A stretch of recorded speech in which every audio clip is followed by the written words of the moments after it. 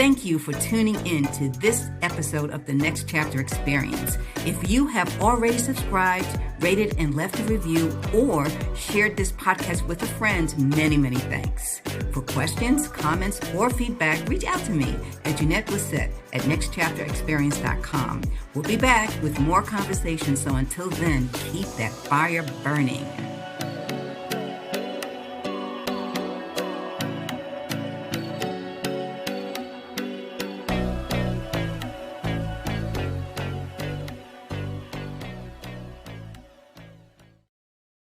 Today's guest is Caroline Holke, and after 30 years of drinking, Caroline decided she had had enough of the hangovers and waking up in the middle of the night. She didn't want to give up drinking altogether. She simply just wanted to give up the shitty parts of it.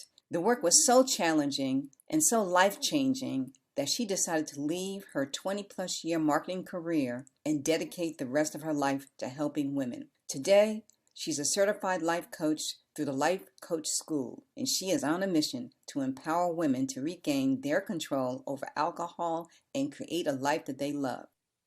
Caroline joined us for part one of our conversation last week, and we're going to pick up where we left off. And she's figured out how to regain control over her relationship with alcohol. We know that we live in a drinking society, and Caroline has had a personal experience, and she has developed some ways to address the relationship with alcohol, especially for women. So, Caroline, I'm really happy that we have this opportunity to talk a little bit more about it. Thank you for having me. I'm really happy to have this conversation. I think it's such an important one to have because we as a society, I think everybody understands and is very familiar with the abstinence only models of AA and rehab, but there's also a space in the world where we can get help because you don't have to have a drinking problem to have a problem with how drinking is manifesting in your life. It may sound like a play on words, but I think it really means a lot. Like a drinking problem means that I should abstain, that I should go to AA or rehab or something like that. But there are lots of people that fall in that gray area of, well,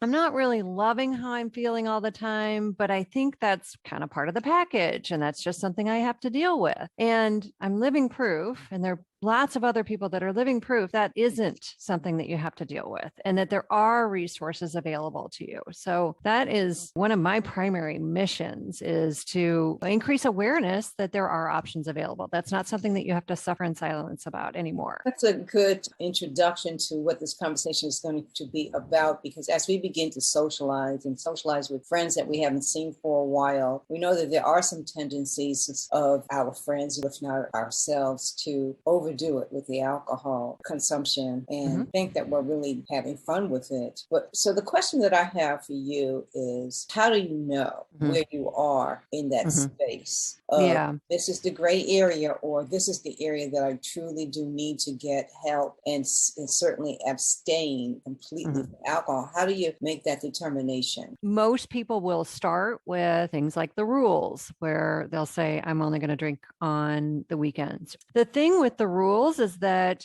typically they're just willpower based. And our willpower is finite. So that never really works long term. Now, I think your question is a little bit deeper in that, how can you tell if you need coaching or if you need rehab? And that's really a fine line. So I would say, try some of the things, like read some of the books, listen to some of the podcasts, maybe talk to a coach, maybe do one of the courses. If that doesn't work, then maybe it is time to think about a full abstinence model. There are a lot of people that are like, I don't want to deal with it. I would rather just go ahead and get rid of it. And that's totally fine too. So it's definitely, your mileage may vary. So it's going to be different for everybody. It's interesting, not to laugh about it, but I've been to social events where there's one person in particular that at every social event, they overindulge. And it's so obvious to everyone.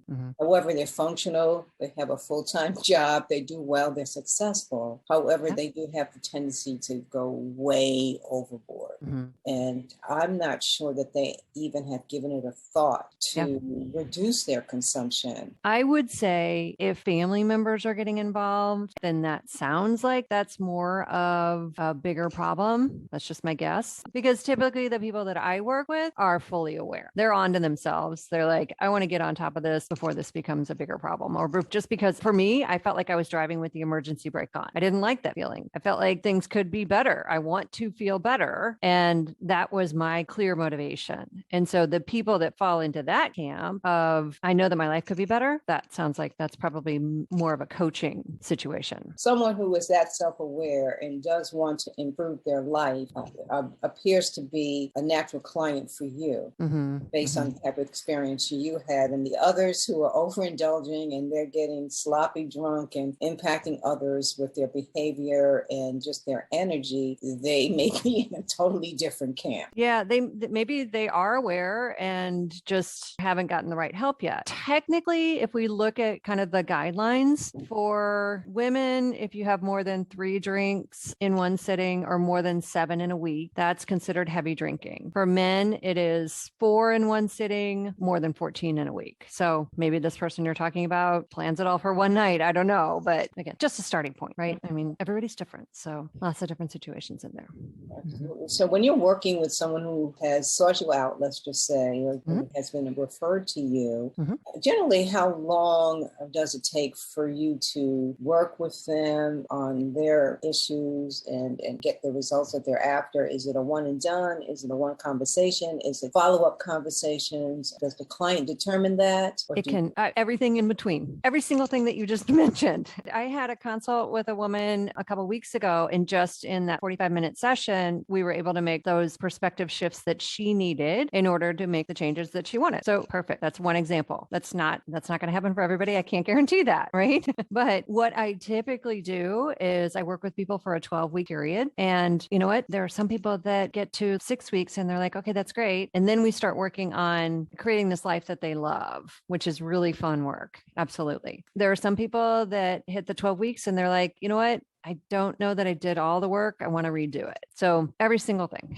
every version. I like that you can cross over into different areas if they are willing to go there with you. So they have the drinking part under control, let's just say. They're following the guidelines and they're feeling better about themselves. And then there may be some other areas that they would like to address as well. And you're able to go into those areas with them? Yeah, absolutely. What I teach basically when I work with my clients, we talk about drinking maybe 20% of the time. The majority of the time, we are talking about the underlying stressors that are causing them to need a drink, quote unquote. So the majority of the time, we're talking about this other stuff, jobs or partners or kids or life and all the things that build up, because stress is a reality. And there is a prevailing belief that alcohol helps reduce stress. Now, scientifically, that is not proven. We do get 20 minutes of a relief, but after that, it actually increases stress in the body. But it comes from how we are reacting to the events in our lives. So if we have better tools on how to manage our mind and how to be thinking about things, that can help just naturally reduce our stress. And so then the need, quote unquote, for the drink is less and less. Let's address it at the root cause rather than having somebody stand over your head saying, no, don't drink that, don't do that. I really prefer to work at the level, like the underlying root cause level, so that it really solves itself. And those tools there are applicable across the board. Those are life skills,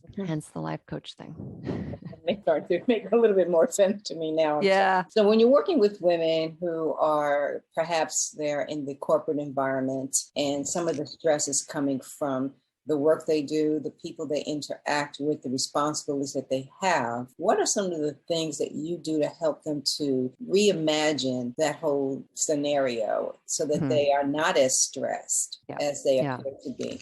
A lot of it is really just regrounding on what are the facts? How is your brain interpreting it? Like, just because your boss sent an email doesn't make everybody in the world go into DEFCON 1 or DEFCON 5, whatever the worst one is. But the email doesn't cause that. It's all the rumination of, oh my God, I did something wrong, or I'm going to have to stay late, or fill in the blanks, whatever that is. That's all the unnecessary stuff that we add. I'm not saying that will go away, but with practice, you can recognize that as, oh yeah, that's how I used to think, or that's not necessarily true. I don't need to get worked up about that. And that takes practice for sure, but really, really, really helpful in managing stress in life. I can imagine, because I remember when I was in that environment and there would be an email from a certain person and, it would kind of trigger a certain energy, and then you learn how to manage it. And then it doesn't trigger you anymore. So as it relates to that job, that's one thing. Now, when it relates to let's say relationships, have you had to work in that area with some of your clients?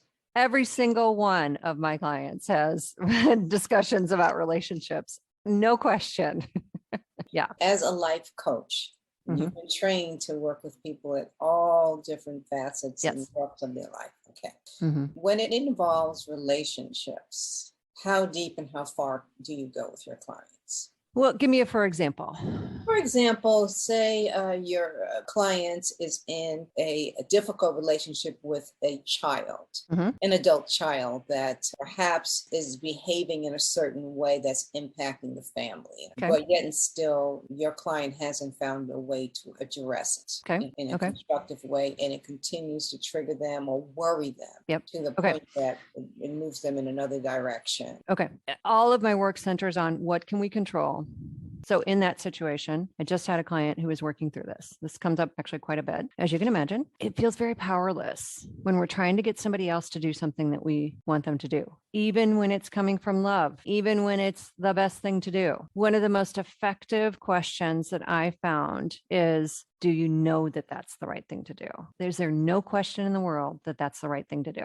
And oftentimes, even when it's things like drug use or XYZ, all this stuff, right? My kid is smoking pot or dropped out of college, whatever it is. Yeah. As a mom, I could look at that and say, this is terrible. He's ruining his life. And the one thing that kind of stops everybody in their tracks is, myself included, nobody's immune to this, is how do I know? I know today that those are not the choices that I would make for myself, but I don't know with absolute certainty that he is going to be living down in the man by the river if he continues on this trajectory, right? In just that little bit of a pause, I think that helps everybody kind of go, okay. And then you kind of open the door a little bit to, well, if I really think about it, I wasn't perfect either. I definitely didn't do what my parents wanted me to do. And that immediately changes the reaction. That changes the emotion from powerless to there's a little bit of hope. You can at least go back to accessing love, which is always, always, always the right thing to do in any sort of relationship. In common lore that we understand that we kind of do that with spouses, we have that for everybody. But it's just interesting to know that, that we have these little rules in our head that are not articulated. We just assume that that's how everybody operates. When it comes to other types of relationships that are more intimate, that you have issues with, or there are some issues that cause you to seek out comfort in another way, like with alcohol. When you're working with those kind of clients, where do you start and where does it go? Yeah. I mean, and it could be everything from a lot of the typical ones that I see are, I am worried about drinking less because that is how my partner and I connect. Like we drink, we have our happy hour in the afternoon or whatever. Yeah, that's what we do. Or that's part of what we do. Or I want to do this, but my partner's not supporting me.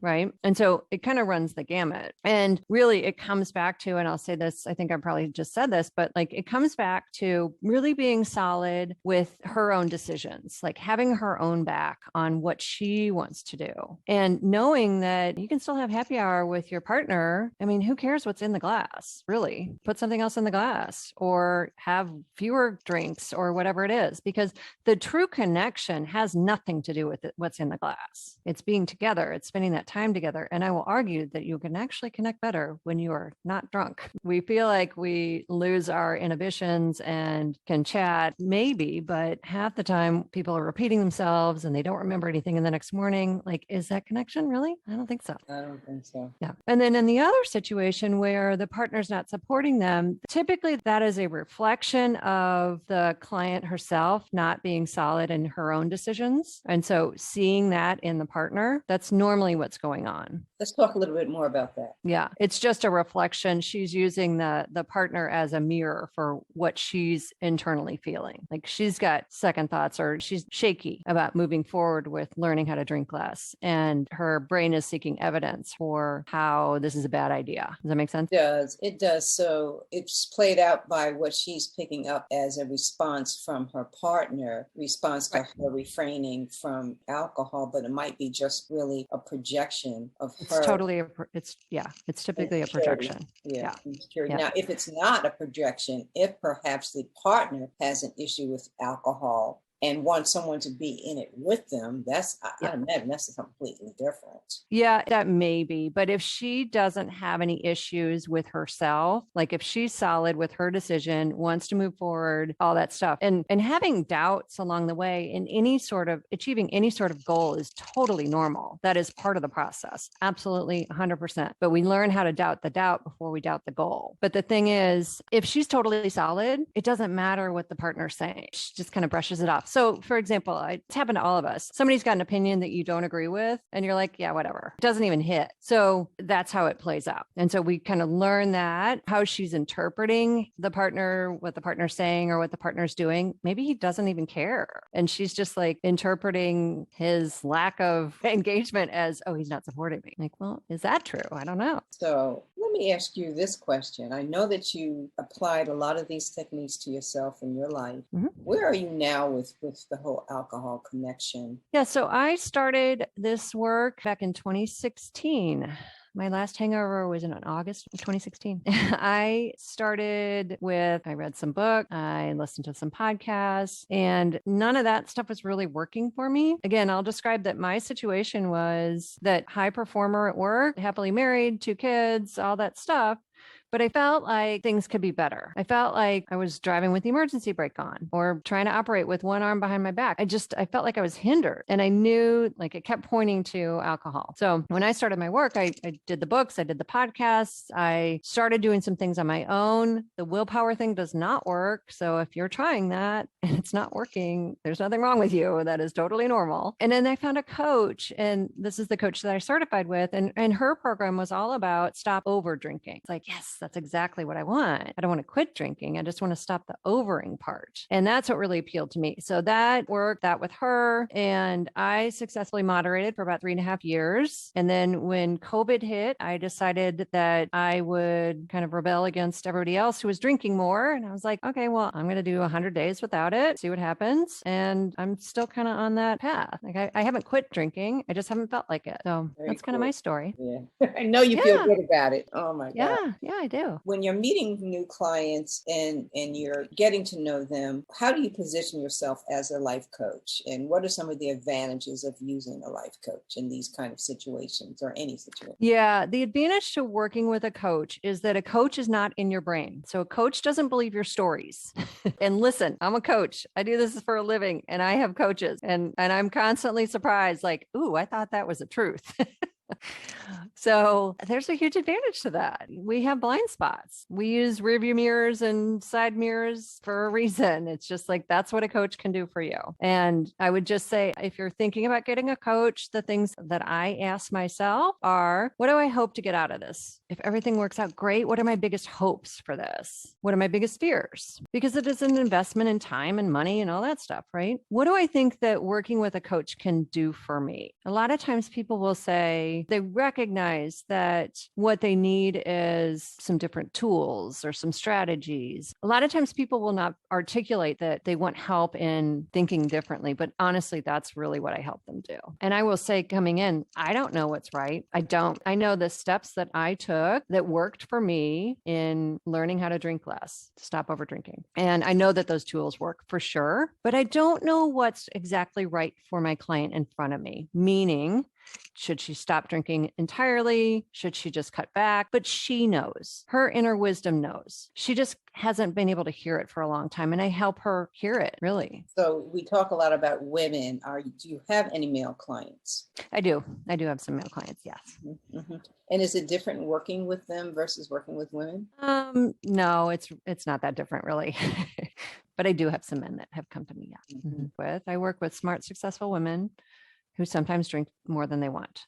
And they figured out all these really difficult things, and they just think that drinking too much is part of the deal and just something that they have to accept because they have no awareness that there are options. So I think that it's really important to me to make sure that people that fall within that area understand that there is help available. Because what I hate to see is that they're there beating themselves up because they keep doing it. Like, if I'm so smart, why haven't I figured this out? And the only reason you haven't figured it out is because you don't have the right tools yet. What I do with my clients, I help them identify and uncover what their limiting beliefs are. If it's something like typical one that I see a lot is drinking is fun. A lot of people would agree with that. But if we kind of expand the lens and look at it that later that night at 3:00 in the morning or the next day when you're feeling terrible, is it really that fun? Let's start to question that. Things like drinking helps me relax or drinking helps me sleep. Those things, as long as we hold on to those so tightly, it doesn't matter how many actions or worksheets or whatever I give you. We really need to address those limiting beliefs. Otherwise, the behavior will just automatically come back to where it has been. When you address those limiting beliefs, what are you doing in that process? Is it just asking the question, waiting for the response, and then peeling back the layers on the response and asking, is that true? Is that true? How do you know that's true? Or just like, what would somebody else think about it? Because it's only true if all 7.8 or 9 billion people on the planet will agree. There are very few things that everybody agrees on. What we know for sure is how is it manifesting in your life, right? So if that's not good,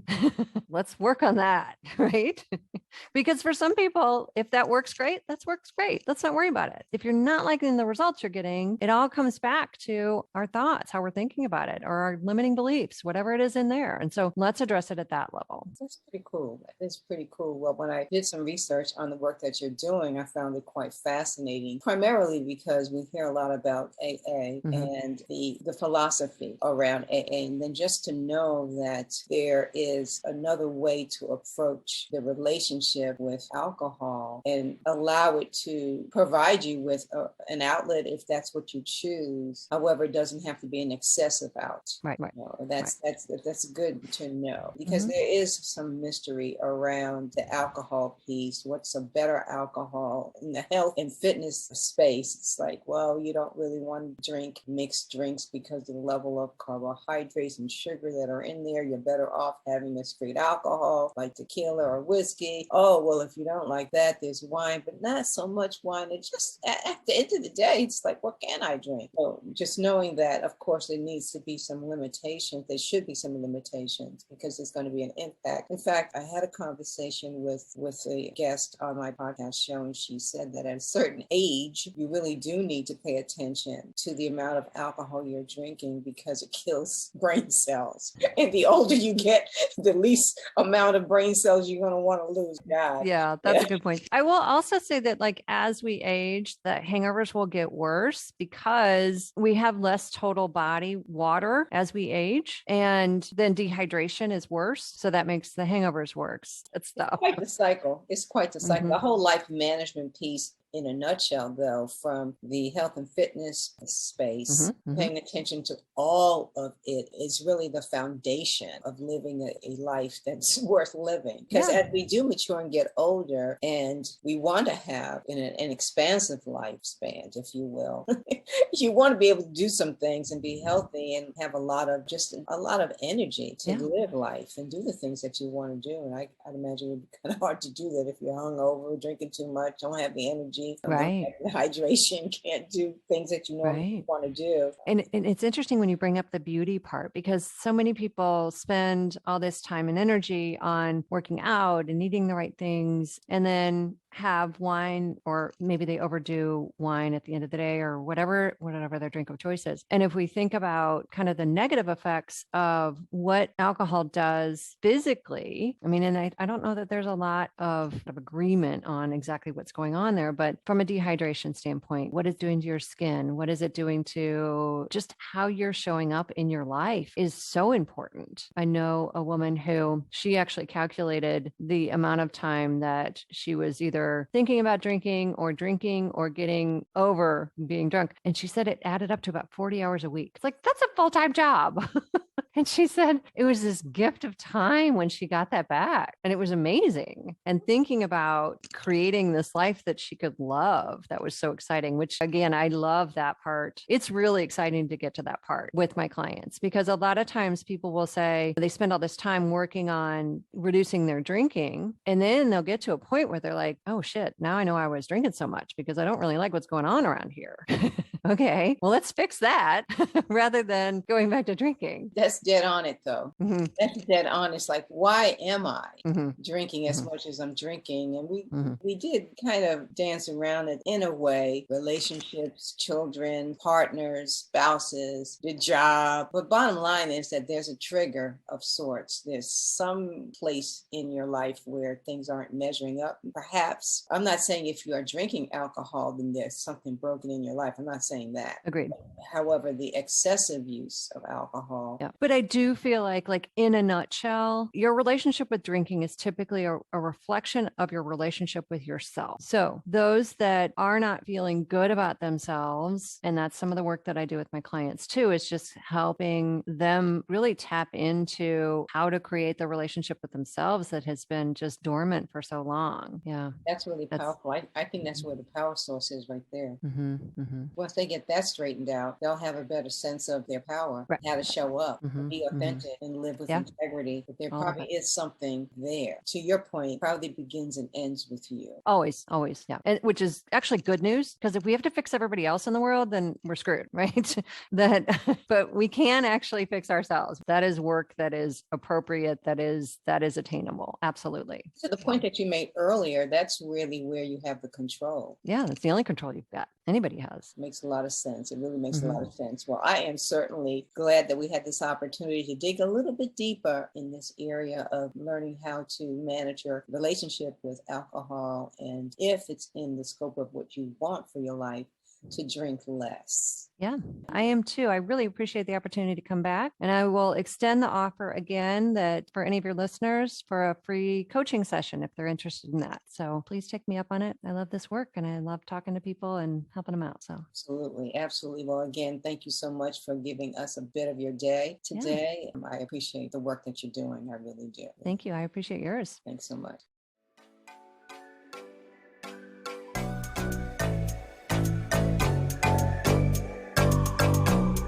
Thank you for tuning in to this episode of the Next Chapter Experience. If you have already subscribed, rated, and left a review, or shared this podcast with a friend, many, many thanks. For questions, comments, or feedback, reach out to me at Jeanette Lissette at nextchapterexperience.com. We'll be back with more conversations, so until then, keep that fire burning.